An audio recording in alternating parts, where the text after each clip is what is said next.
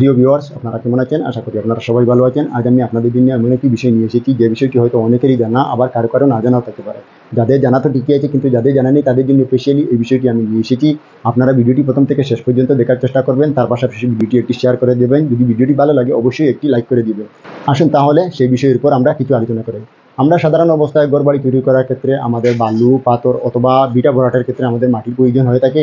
সেই ক্ষেত্রে আমরা যে গাড়ি দিয়ে বালু, পাথর অথবা মাটি এনে থাকি, সেই গাড়িতে আমাদের কতটুকু বালু আসলো বা কত সিএম পাথর আসলো সেটা যদি আমরা জানতে চাই, তাহলে আমরা একটি সূত্রের মাধ্যমে জেনে নিতে পারবো আসলে আমাদের সেই গাড়িতে কতটুকু বালু আছে বা কতটুকু পাথর আছে। তাহলে দেখে নিই আসলে সূত্রটা কি। সূত্রটি হলো দৈর্ঘ্য গুণন প্রস্থ গুণন উচ্চতা। সেই দৈর্ঘ্য, প্রস্থ এবং উচ্চতার মাধ্যমে আমরা জেনে নিতে পারবো আসলে আমাদের সেই গাড়িতে কতটুকু বালু বা পাথর এসেছে।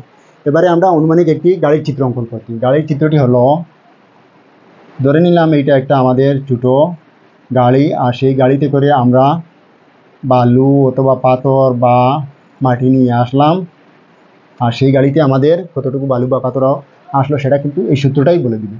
এবারে আমরা দেখে নিই আসলে আমাদের গাড়ির দৈর্ঘ্যটা কত। গাড়ির দৈর্ঘ্যটা কিন্তু আমরা অনুমানিক ধরে নিচ্ছি সেই জায়গায় 10 ফিট 5 ফিট হতে পারে, কিন্তু আমরা দৈর্ঘ্যে প্রথমে ধরে নিচ্ছি, দৈর্ঘ্যটা আমরা অনুমানিক ধরে নিচ্ছি 7 ফিট, প্রস্থটা অনুমানিক ধরে নিচ্ছি 5 ফিট, এবং উচ্চতাটা কিন্তু আমাদের উপর নির্ভর করবে। আমরা যদি বালু পাথর বেশি নিয়ে এনে থাকি তাহলে গাড়ির উচ্চতাটা বেশি হবে, অর্থাৎ বালু পাথরের উচ্চতাটা বেশি হবে।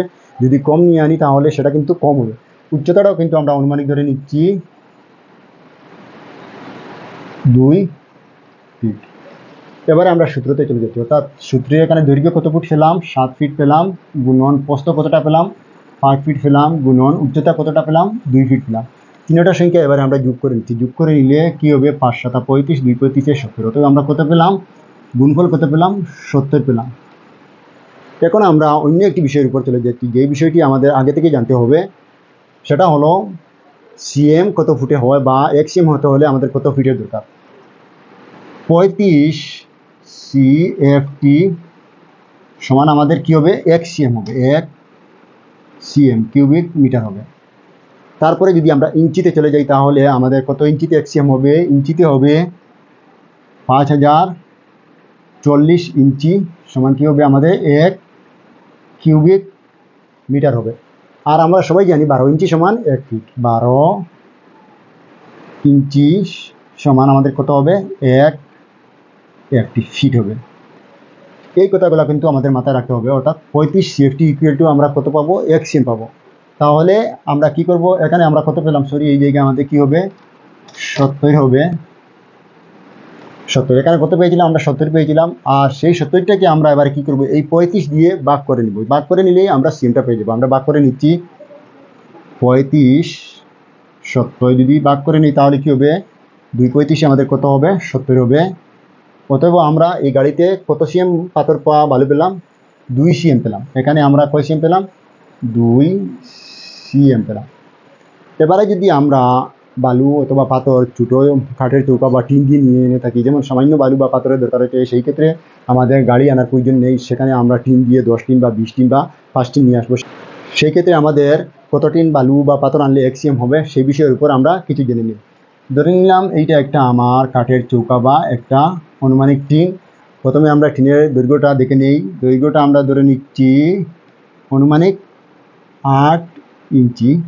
উচ্চতাটা আমরা ধরে নিচ্ছি অনুমানিক 12 ইঞ্চি।